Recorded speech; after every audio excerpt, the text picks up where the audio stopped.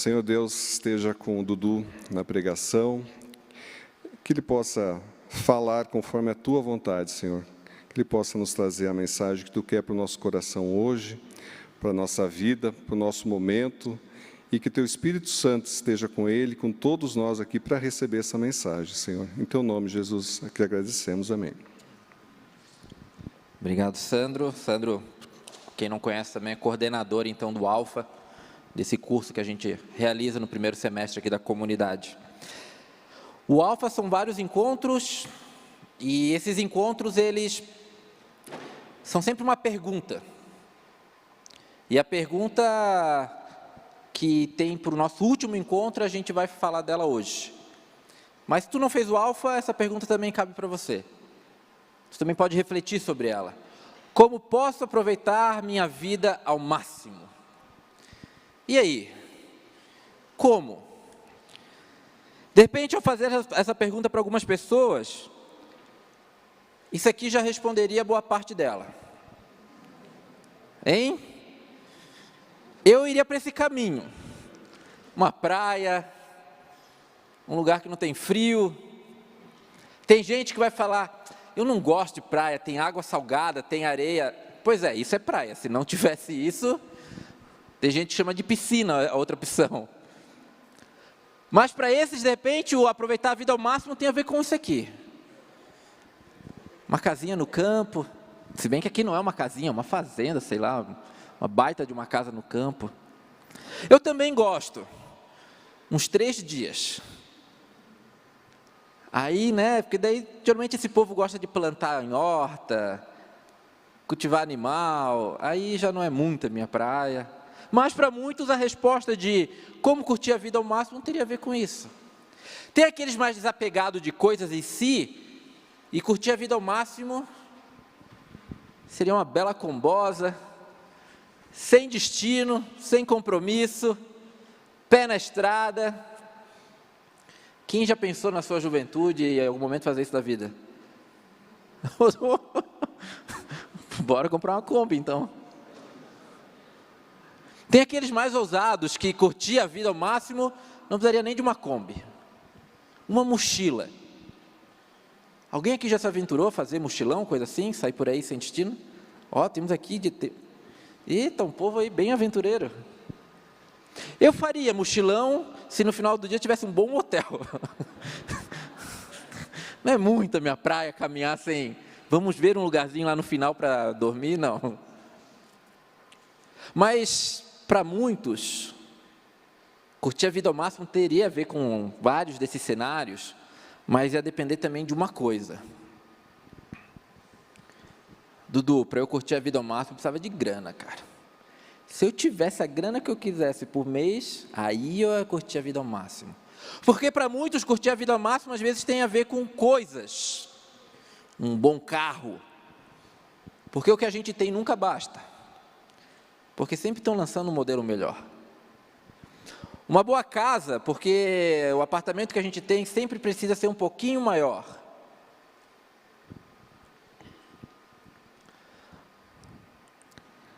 O que você precisa para viver a sua vida ao máximo? Tic-tac, tic-tac. O que tu precisa para viver a tua vida ao máximo? É a grana? É estar na praia? É a mochila? O que tu precisa? Quando eu era pré-adolescente, isso não faz muito tempo, de manhã tiveram as mesmas risadas. Eu vim na esperança de falar, não, à noite eu sou respeitado nessa igreja. Lamentável. Mas quando eu era pré-adolescente, na minha adolescência, passava um filme que um pouco para a minha geração era assim, ó, isso aqui é a referência de aproveitar a vida ao máximo. Quem já ouviu falar de um filme, agora todo mundo vai entregar, o filme é de 86, eu sou de 88, mas no Brasil foi na década de 90, que ele passava umas 3 vezes por semana na sessão da tarde. Quem lembra de um filme chamado Day Off? Ah, difícil, né? E se eu mostrar isso aqui? e falar que o nome do filme no Brasil era traduzido como Curtindo a Vida Adoidado. Mas deixa eu te ajudar então. O pessoal do som está preparado, o pessoal da técnica está preparado. O som pode até ser alto, Andreas. Para refrescar a tua memória, se tu lembra então disso aqui.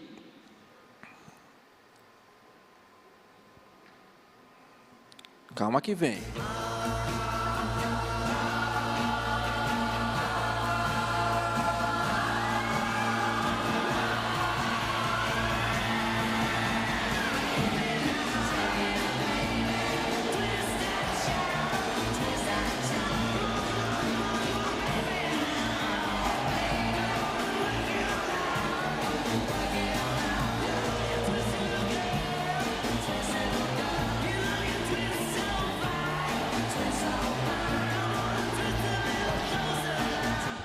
Quem lembrou do filme? Aí, ó. Tem um monte de 30 a mais aí comigo. Era isso que eu queria. Para mim, curtir a vida ao máximo tinha a ver com isso aí. O roteiro do filme são dois amigos. Um deles, eu ia falar pega emprestado, mas ele rouba uma Ferrari clássica do pai. Pô, aí o meu desejo já estava muito bem realizado. E eles pegam essa Ferrari e viajam e dá vários entreveros no meio da história e encerra nessa cena apoteótica que é ele cantando no meio de um desfile que eu acho que é ação de graças ou independência dos Estados Unidos, com a menina que ele ama olhando para ele, todo mundo dançando no ritmo. E aí tem um contraponto ali, se vocês perceberam, e eu botei de propósito, que era uma pessoa dentro do quê? Do escritório.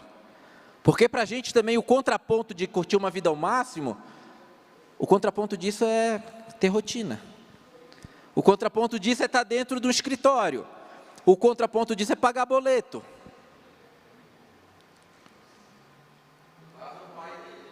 No caso, o pai dele. E eu pensava isso também, só que hoje eu sou o pai. Eu pensava isso, Rodrigo. Eu falei, não, mas isso aí, o pai faz, eu vou curtir. Mas hoje eu sou o pai. E a pergunta volta, então, como que eu curto a minha vida ao máximo? Porque eu vou ser bem sincero com vocês. Se me dessem carta branca e falar, vai curtir a vida ao máximo. Dinheiro não é problema, lugar não é problema, faz o que tu quiser, Dudu. Eu acho que eu estaria preso em uma semana. Sendo bem otimista, se me desse carta branca, vai. O que para ti é aproveitar a vida ao máximo? Aproveita. Eu não sei se de uma semaninha eu não ia ligar. Ô Leonir, então, dá uma ajuda aqui, porque se eu ligar para a Nana, eu estou lascado. Fala com o João aí, o João tem contato com o pessoal da polícia, me ajuda. E se de repente aquilo que tu pensa que seria curtir a vida ao máximo, se eu pudesse projetar agora aqui na frente, ia bater uma vergonha ou não? Seria permitido ou não? A molecada lá em cima, o que seria curtir a vida ao máximo lá dos pré-adolescentes que estão lá me olhando? Timóteo e companhia. Era bem naquela fase lá que eu pensava que a vida curtir ao máximo seria essa. Tem um cara, Paulo. Eu quero mergulhar um pouco em alguns textos que ele escreveu, para a gente refletir sobre isso. Paulo está em Corinto, da sua terceira viagem missionária, ele fez 4. E quando ele está em Corinto, ele está escrevendo uma carta para o pessoal que está em Roma, que é a carta dos Romanos. E ele escreve o seguinte, lá em Romanos 12. Portanto, irmãos, peço, pelas misericórdias de Deus, que ofereçam o corpo de vocês como sacrifício vivo, santo e agradável a Deus. Este é o culto racional de vocês. Não se amoldem ao padrão deste mundo, mas transformem-se pela renovação da sua mente, para que vocês experimentem a boa, agradável e perfeita vontade de Deus. Vale a pena a gente lembrar de uma coisa, quando Paulo escreve isso, ele já passou por perseguição, prisão, açoite, rejeição tanto dos religiosos judeus, quanto dos não religiosos dos gentios, conflito em igrejas, sinagogas, cansaço físico, emocional. Ele já tinha passado por tudo isso. Mesmo assim ele está escrevendo, entreguem-se, entreguem-se. Quando eu falo açoite aqui, não é que Paulo levou umas 2 chicotadas. Em determinado episódio, por exemplo, na história de Paulo, ele é levado até a porta da cidade, no portão da cidade, e ele apanha. E qual é o momento que eles param de bater em Paulo? Quando eles olham e falam, eu acho que morreu, vamos voltar e deixar ele ali. Agora tu pensa a condição que o caboclo fica, para alguém olhar e falar, eu acho que está morto. Paulo sofre as mais diversas desgraças que poderiam sofrer por seguir a Cristo, e ele escreve isso. E é interessante a gente analisar a carta de Romanos, porque os primeiros 11 capítulos, Paulo só está explicando o Evangelho.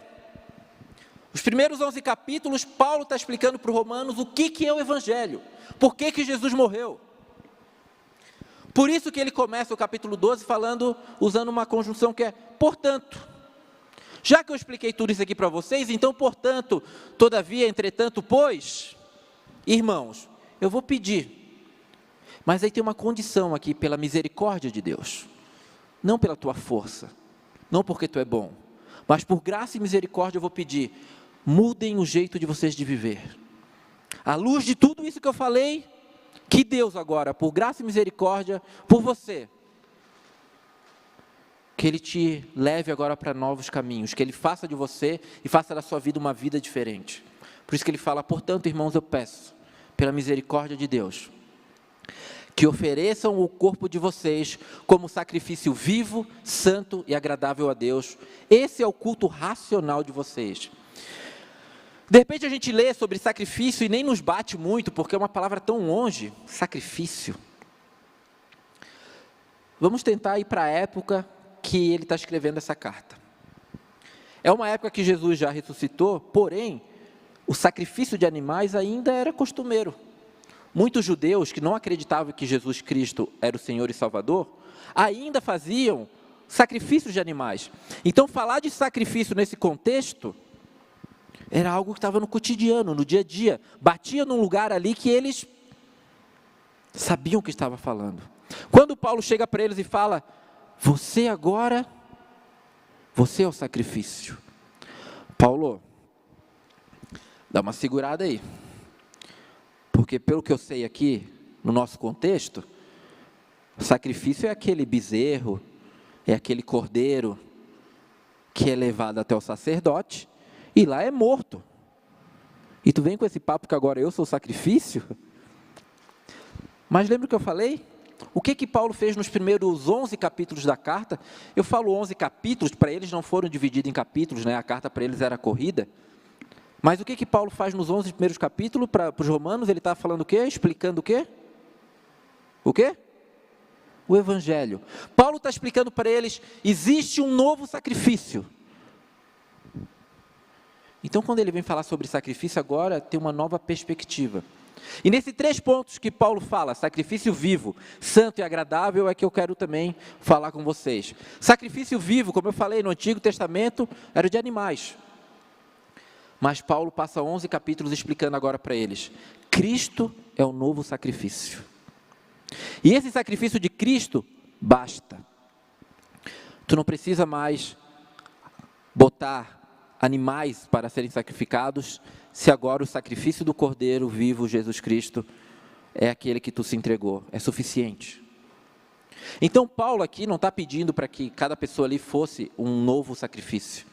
Paulo não está pedindo para que, olha, vamos parar de matar bezerros e vamos nós mesmos nos entregar ali como sacrifício, não.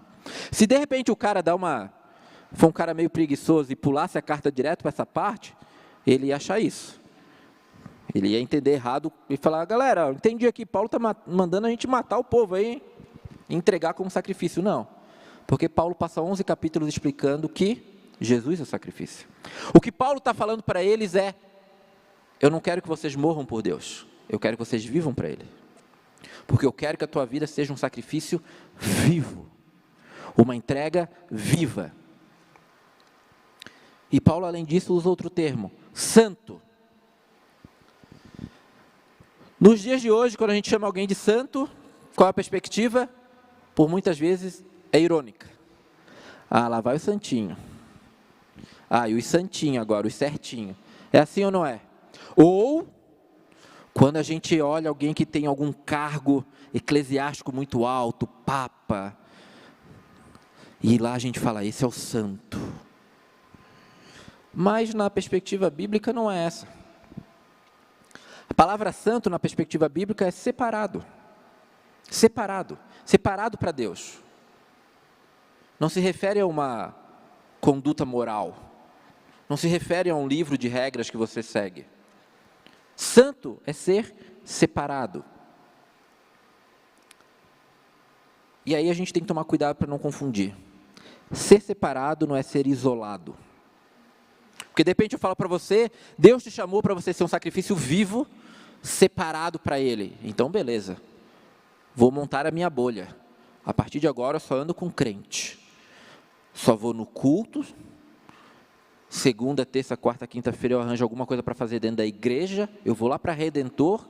Se não tiver nada, eu vou sentar dentro do templo e ficar lá.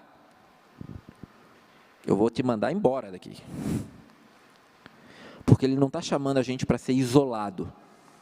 Mas o que Ele está falando aqui é o seguinte: separe o teu trabalho para o Senhor. Separe o teu papel enquanto pai, enquanto filho, para o Senhor. Separe o teu papel enquanto amigo, para o Senhor. Faça tudo na perspectiva para o Senhor. Ser separado tem a ver com isso. Por isso que eu boto ali que a vida entregue a Deus não pode ser uma vida dividida. E a gente facilmente começa a departamentalizar as coisas. Deus é domingo, quando dá tempo. No meu trabalho, deixa que eu cuido. Da minha vida, cuido eu. Da minha família, é responsabilidade minha. Do que eu faço e como eu educo a minha filha enquanto pai, ninguém se mete. E no meu relacionamento com a minha esposa, não tem um lance lá de não sei o que, marido e mulher, ninguém mete a colher, nem Deus mete. E Paulo está falando assim, não. Você é separado. E Paulo está fazendo aqui até um comparativo com a cultura. Porque o bezerro escolhido, o cordeiro escolhido para ser sacrificado, antes de Cristo, ele era separado. Ele era tirado do rebanho, ficava isolado durante um tempo, para depois ser entregue por sacerdote. E o que Paulo está falando aqui é isso, nós somos chamados para ser separado. Que a tua vida inteira seja separado para Ele. E por fim ele vai falar então que esse sacrifício seja agradável. Como que um sacrifício não era agradável? Quando ele era imperfeito para o Senhor. Então se você quisesse dar um jeitinho, eu acho que nessa época, nós brasileiros, nessa coisa de dar jeitinho, a gente ia se lascar bastante. Porque a gente gosta de dar um jeitinho, né? E ele pedia o melhor cordeiro, o primogênito, sem defeito nenhum. Mas eu ia dar um jeitinho. De repente eu ia pegar aquele lá que está um pouquinho mais feio, mais magrinho, e falar, ó, esse aqui é o melhor que eu tenho. Esse ia ser rejeitado. Porque um sacrifício agradável para o Senhor, teria que ser um sacrifício de um cordeiro perfeito. E aí, trazendo para a nossa realidade, era eu, Dudu, querer ser o sacrifício para o Senhor. E Deus olha para mim e fala, não vai rolar, Dudu. Porque além de tu ser manco e ser todo zoado da saúde, isso é verdade, existe um componente que é pior ainda. Tu é pecador, Dudu. O pecado suja a tua vida, Dudu. Não tem como eu te aceitar. Por isso que o sacrifício agradável, ele é possível somente em Cristo Jesus. Tudo isso que Paulo fala de ser um sacrifício vivo, santo, ele só pode ser agradável por meio de Jesus Cristo. Não é uma coisa que Paulo, de repente, explicou todo o evangelho para o povo de Romanos, e de repente, chegando ali, ele fala, ó, galera, agora é o seguinte, vai, te vira. Ou igual quando tu termina uma faculdade, te dão um certificado, né, um diploma, e fala, agora é contigo. Te vira, vai procurar trabalho no mercado, não. O que Paulo está falando, agora que tu entendeu o que é o Evangelho, não é mais para a tua força. Agora é uma vida de dependência ao Senhor. Agora é uma vida de entrega ao Senhor. Porque esse sacrifício só vai ser agradável quando você olhar para a cruz e falar, por mim mesmo não dá. É por meio de Cristo. E esse é o culto racional de vocês. A palavra racional aqui quer dizer lógica. Se a gente for pegar a etimologia das traduções, é o culto lógico. O que Paulo está falando assim, já que tu entendeu o Evangelho, a lógica agora é que a tua vida seja o culto. Se a gente for fazer uma comparação em tudo que a gente faz aqui nesse ritual de culto, de encontro, Paulo está falando, tudo que tu faz aqui é para que tu faça no dia a dia. Que no dia a dia tu se entregue ao Senhor em oração e se apresente a Ele, como a gente faz no início. Falando, Senhor, o que está aqui e o que eu quero que habite aqui, habite em nome de Deus, que é Pai, Filho e Espírito Santo. Que no meu dia a dia a minha vida seja um louvor para o Senhor. Que no meu dia a dia a palavra dEle oriente o meu caminhar. É isso que Paulo está falando, a lógica, querido. Se tu entendeu o Evangelho e se entregou, é que a tua vida mude agora. Não faz sentido se ela não mudar. Esse é o culto racional, essa é a lógica. E ele continua falando, não se amoldem ao padrão deste mundo, mas transformem-se pela renovação da sua mente. E a gente já falou isso no início, de repente viver ao máximo para a gente liga isso a experiências, lugares, posses, condições. Mas Paulo nos ensina que a vida ao máximo em Deus é uma liberdade de escolha. Você agora não depende de aprovações, você agora não depende de ter que mostrar coisas para os outros, você agora não depende de fatores externos para falar, eu estou vivendo ao máximo. É a liberdade diante do pode ou não pode. Porque muitas vezes a gente acha que ter uma vida com Deus, a maioria da galera que eu conheço, que ainda não tem uma vida com Cristo, mas é curioso, me pergunta, na tua igreja pode isso? Quem já recebeu essa pergunta? Mas na tua igreja pode aquilo? Cara, se tem uma desgraça, é tu querer viver uma vida através do pode ou não pode. Eu e você, em Cristo Jesus agora, não somos chamados para ter uma vida do que pode ou do que não pode. Nós somos chamados para ter uma liberdade de não viver mais o pode ou o que não pode. Nós somos chamados para ter uma liberdade de viver um relacionamento com um pai. Quem aqui já recebeu uma multa de carro? Eu esperava menos mãos levantadas. Tá feio o negócio aí. Mas eu já recebi também algumas. Às vezes a multa, tu tá andando e tu passou no sinal vermelho, tu se ligou e falou, tomei uma multa. Aí dá 2, 3 dias, tu vai pegar ali no aplicativozinho, né? Tá lá. O celular te mandando uma mensagem ali, fala, ixi, tomei uma multa. Ou às vezes tu faz alguma coisa e tu nem se liga, né? Aquele pardalzinho que tá ali, né? Como é que é o nome mesmo do pardal certo? O radar, nossa. Que aí é 60, tu passou a 70 e tu nem se ligou, de repente tu tá lá, tu recebe no celular, putz, tomei uma multa. Como que a gente resolve a multa? Pagando. Isso foi a cara de uma mãe que paga a multa da filha. Errei? Ou acertei? Acertei? O Senhor me revelou isso agora. Só pela tua cara e a Ana tentando se esconder. Pagando. É assim que eu resolvo minhas multas, eu vou lá e pago. Quem aqui já teve algum problema de relacionamento? E eu não estou dizendo só marido e mulher, ou namorados. Estou falando, de repente, com amigos, com colegas de trabalho. Quem aqui já teve um problema de relacionamento? Esse exemplo vale para todo esse tipo de relacionamento, ou eu vou trazer um pouco aqui para a questão de casamento, só para ficar mais fácil de entender. Quando a tua mulher briga contigo, porque tu não fez alguma coisa, ou porque tu fez alguma coisa, ou porque tu não falou alguma coisa, ou porque tu falou alguma coisa, a gente nunca sabe exatamente o que tem que fazer às vezes. É sim, Vivi, está me olhando o quê? Tem que olhar assim para o Leoni, não para mim. Ela andando assim. Como que a gente resolve isso? Como que vocês resolvem na casa de vocês? Como que tu resolve esses problemas de relacionamento? Pagando uma multa, não é? É? Não, né? Porque se fosse assim eu estaria pobre. Não dá para pagar a multa. Assim é com o Pai. Assim é com o Senhor. Quando a gente fere o coração do Pai, se o nosso relacionamento com Ele é um relacionamento meramente de regras, tu vem e paga a multa. Tu vem num culto e fala, tá pago.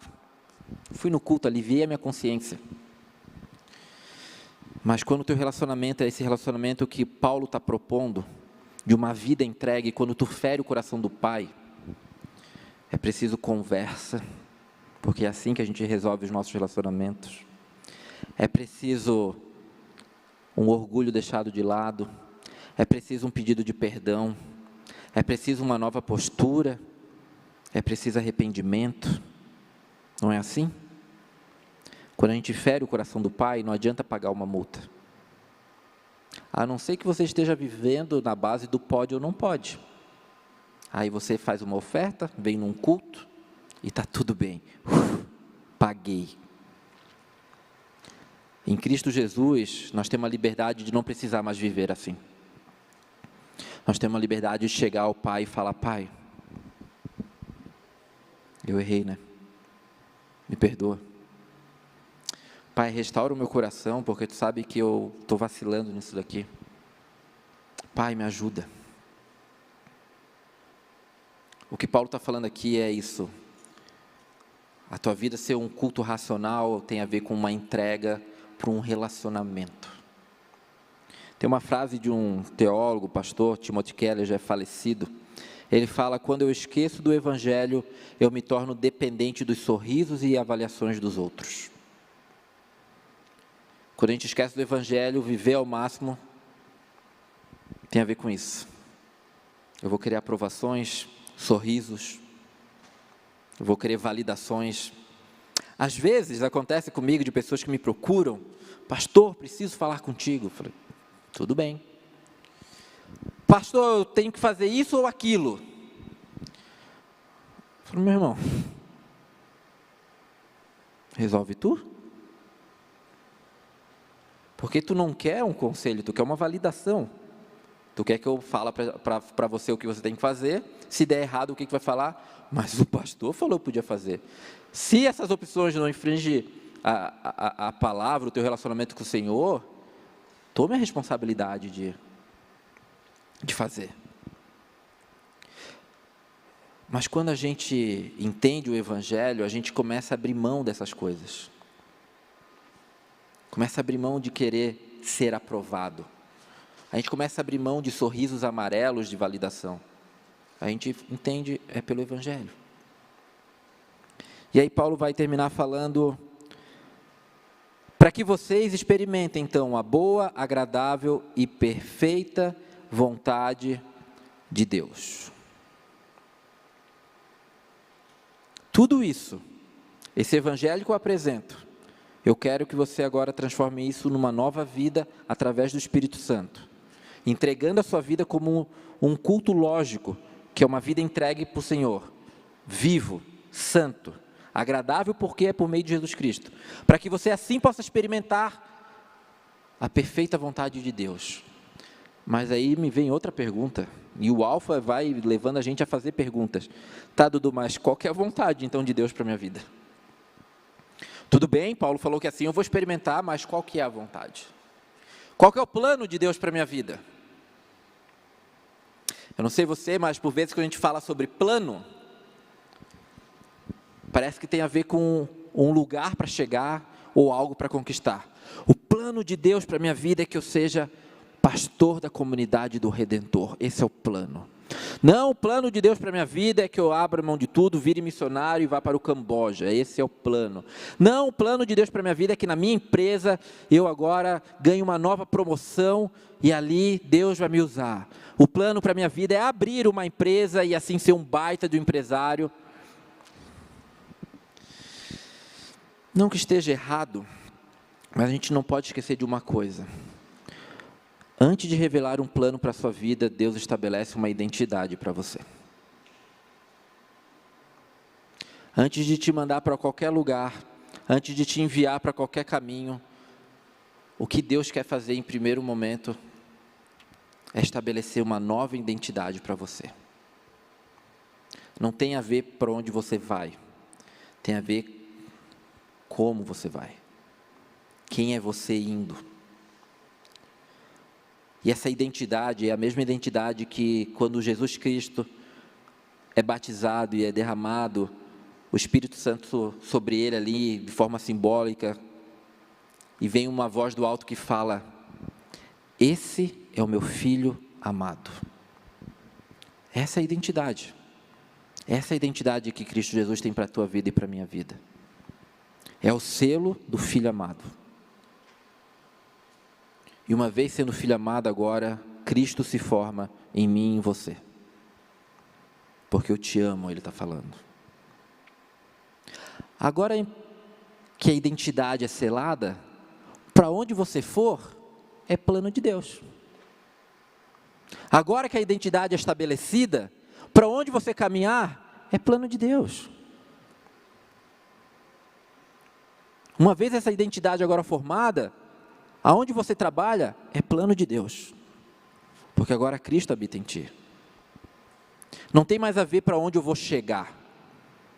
Não tem mais a ver aonde eu vou conquistar. Tem a ver agora com quem eu sou nesse caminho. E o que Ele faz na minha vida nesse caminho. Não iria adiantar nada se eu chegasse aqui enquanto pastor, porque de repente eu sou um cara que fiz teologia, se eu não tivesse essa identidade. Alguém aqui na frente, sem essa identidade, é um charlatão. Alguém no teu trabalho, que fala que aquilo é plano de Deus para a vida dele, sem a identidade, é mentira. Porque tudo vai começar nessa identidade de Cristo na minha e na tua vida. Aí sim, aonde a gente caminhar, a gente pode falar, é plano de Deus. Deus estabeleceu esse plano para a minha vida. Lembra do Paulo? Paulo está em Corinto, escreve uma carta para os romanos, que é o que a gente leu. Quando ele chega em Roma,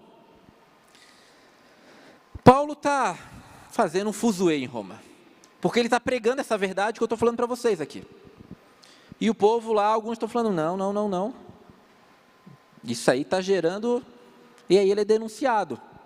E Paulo é preso. Por quê? Porque está gerando confusão. E lá da cadeia, Paulo, o que ele faz? Escreve outra carta. Porque enquanto Paulo está na cadeia, ele recebe ajuda de um povo que morava, são os filipenses, que moravam em Filipe. E ao receber essa ajuda, ele escreve uma carta para eles. Então ele está falando, olha, muito obrigado pela ajuda de vocês. E ele vai falar o seguinte lá em Filipenses 4, 11, 13. Eu não estou dizendo isso, eu não estou agradecendo pela ajuda aqui enquanto eu estou preso, porque eu esteja necessitado. Porque eu aprendi a contentar-me em toda e qualquer circunstância. Sei o que é passar necessidade e sei o que é ter fartura. Aprendi a passar toda e qualquer situação, seja bem alimentado, seja com fome, tendo muito ou passado necessidade, tudo posso naquele que me fortalece. Já ouviram aquela, estava ruim, estava bom, mas agora parece que piorou? Esse é o resumo da vida de Paulo. Começa ruim, depois parece que está bom, mas depois parece que piorou. Ou o famoso de longe parece que está ruim, chegando perto parece que está longe. Porque a vida de Paulo só vai piorando. Só vai piorando. Ao decidir seguir a Cristo, a vida de Paulo só piora. De repente, Paulo poderia, agora preso lá, sentadinho lá, ó, na cadeia lá em Roma, escrever para os filipenses assim, abre mão desse negócio de evangelho, abre mão desse negócio de falar Jesus, porque não dá certo. Eu já apanhei, eu já fui preso, já quiseram até tirar minha cidadania romana, abre mão desse negócio, esquece o evangelho. Não. O que esse Paulo escreve depois de ter passado por tanta coisa e ainda está preso? Eu aprendi a me contentar com pouco, com muito.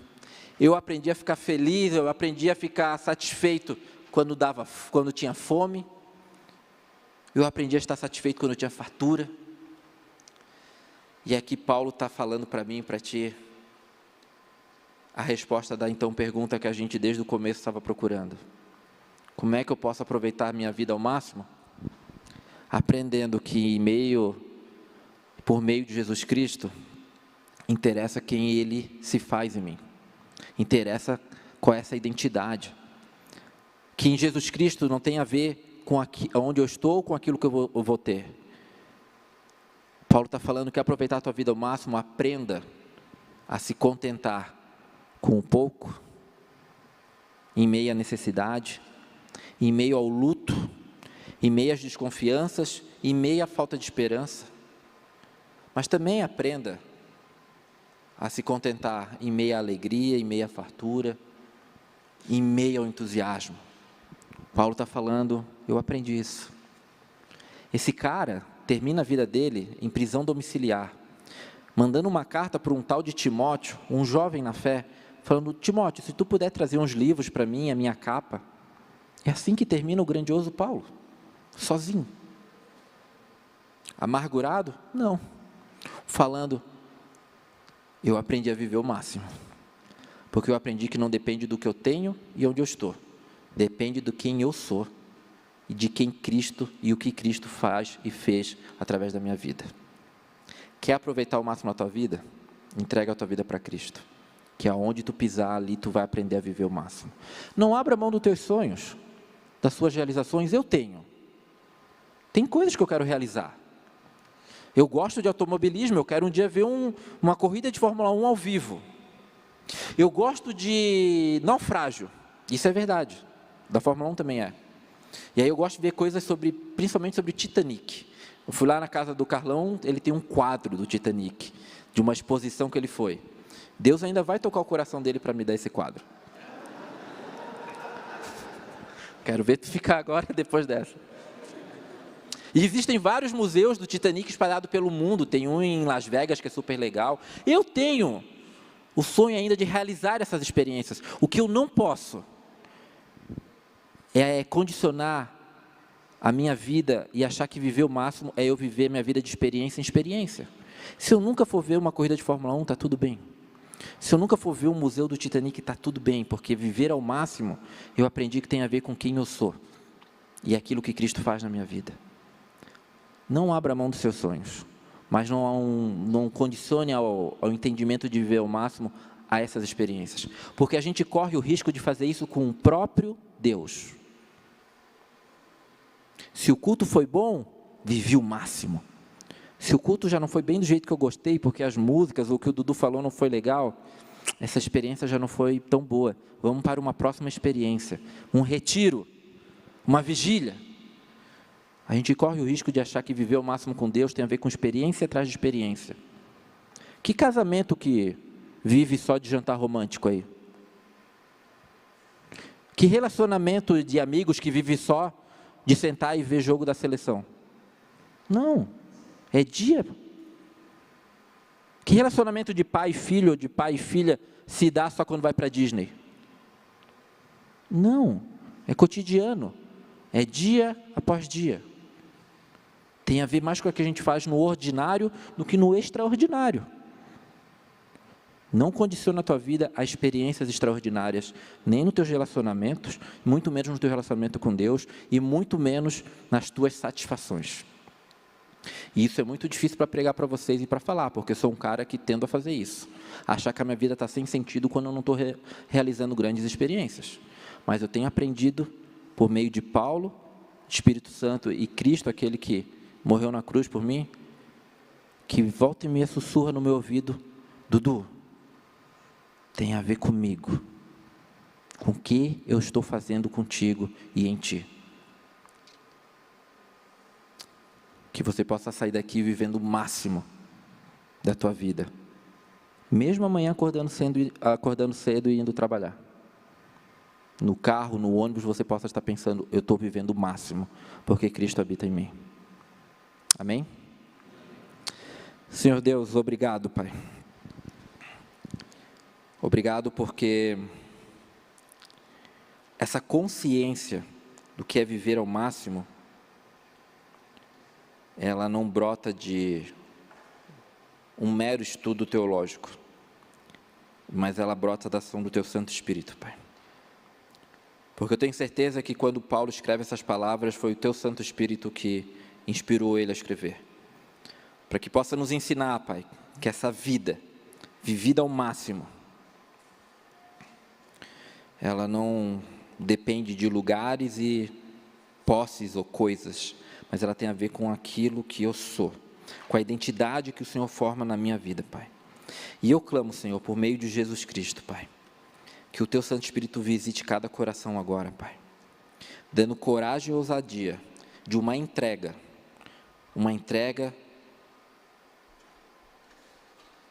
que através dela seja estabelecida, Pai, a Tua identidade. Que a gente possa sair dessa noite aqui falando: a minha vida é um culto lógico ao Senhor, um culto racional ao Senhor, porque a minha vida é um sacrifício vivo, santo e agradável a Ti, Pai. Que assim, Senhor, a gente saia daqui vivendo o máximo que Tu tem para cada um, para cada família, para cada um aqui que declara que Tu és Senhor e Salvador, Pai.